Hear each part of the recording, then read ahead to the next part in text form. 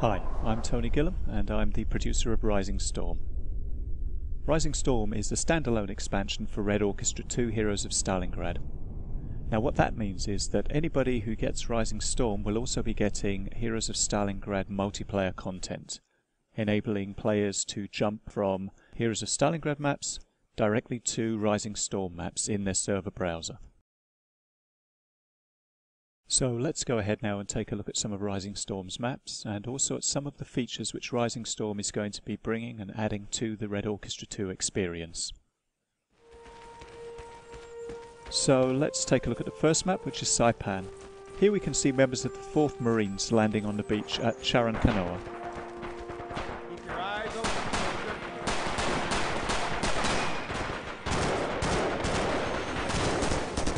They landed in June 1944, about the same time as the Normandy landings.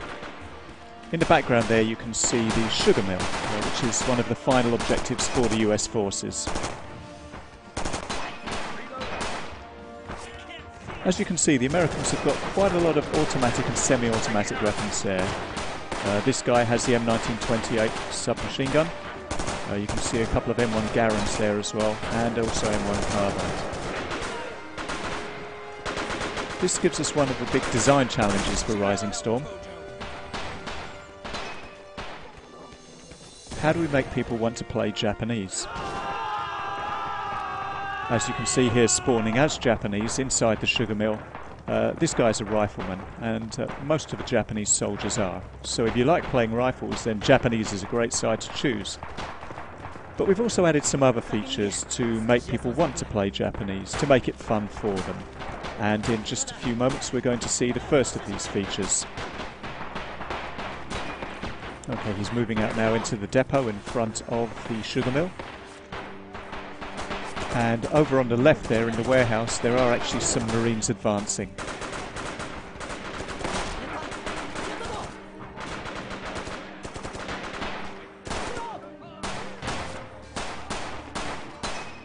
What we're seeing here is Japanese rifleman planting his grenades as booby traps.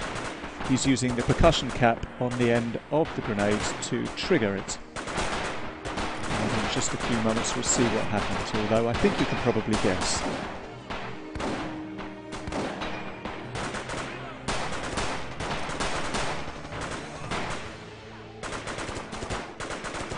Okay, an effective IED there. Okay, as you can see, this is mostly an urban environment. The next map that we're going to look at is a more traditional kind of desert island environment. So here we are on Betcha, which is a more traditional kind of desert island environment. It's very sunny. You can see a lot of damage done by the pre-invasion bombardment. And again, we're spawning as Marines. This time it's the US 2nd Marines. The enemy this time isn't the Imperial Japanese Army, it's actually the Special Naval Landing Forces, the SNLF, which are basically the Japanese Marines. So what we have here is a Marine versus Marine engagement.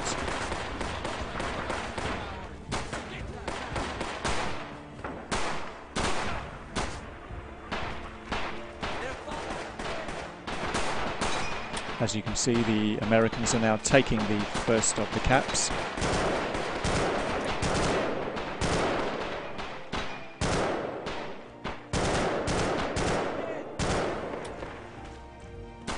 And now they're going to be pushing on towards the next cap. This is a very small island, so in fact the playable area covers most of the island.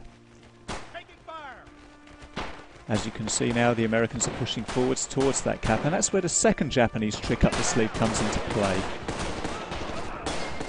You can see some machine gun fire now. That's actually coming from over on the left. This is from an unexpected angle. This is caused by a Japanese spawning in what we call a spawn bunker. The spawn bunker is a randomly appearing spawn location which will be activated when the Americans take an objective. This means that as well as advancing, the Americans also have the task of finding these bunkers off to the side and to the rear of their line of advance. Once they find them, as they have done here, they have to deal with it. In this case you can see that the guy is planting a satchel charge.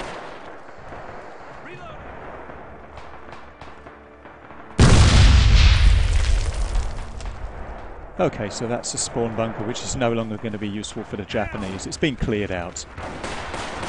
Moving on now, we can see that the Japanese are now being pushed right back towards the end of the island, and that's where another special Japanese feature comes into play, the Banzai Charge. Now the Banzai Charge is triggered when a group of Japanese infantrymen melee charge together. It has an effect on the enemy. It suppresses the enemy, making them harder to hit. It also increases the stamina of the Japanese and means that they're less easily suppressed themselves. Generally, they're just badasses. Let's move on now to the next map, Hanto, in which the Japanese forces are crossing the Hanto River in New Guinea. Here we have the Imperial Japanese Army attacking positions held by the US Army. And just across the river there we have some entrenchments with heavy machine guns dug in. This is slowing down the Japanese assault quite seriously, so the commander has just called in some artillery. As you can see, there are some suppression effects from the heavy machine guns here. Let's see what effect the artillery has on the defences.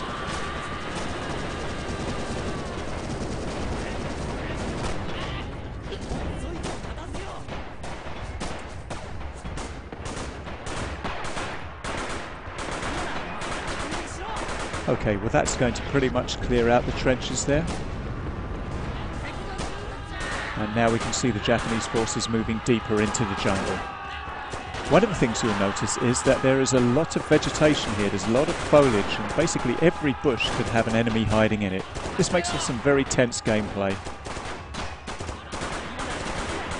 Okay, respawning now, you can see the commander. He's got the submachine gun, he's got the Type 100. This is a pretty rare weapon for the Japanese.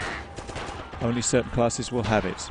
But like all Japanese weapons, it does have the ability to have a bayonet attached to it.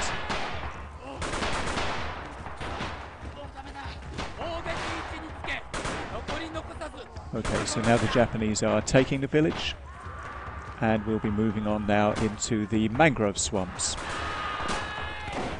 Here the swamp water is slowing down the Japanese a bit. It's making it a fairly arduous advance for them.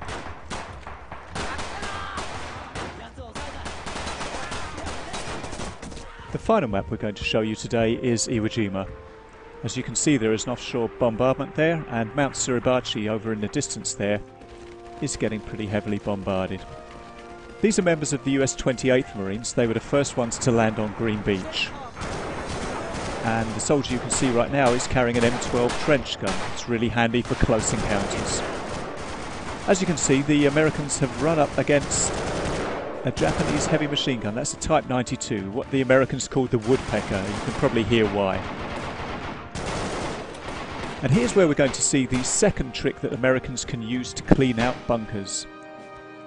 The flamethrower. And another flamethrower.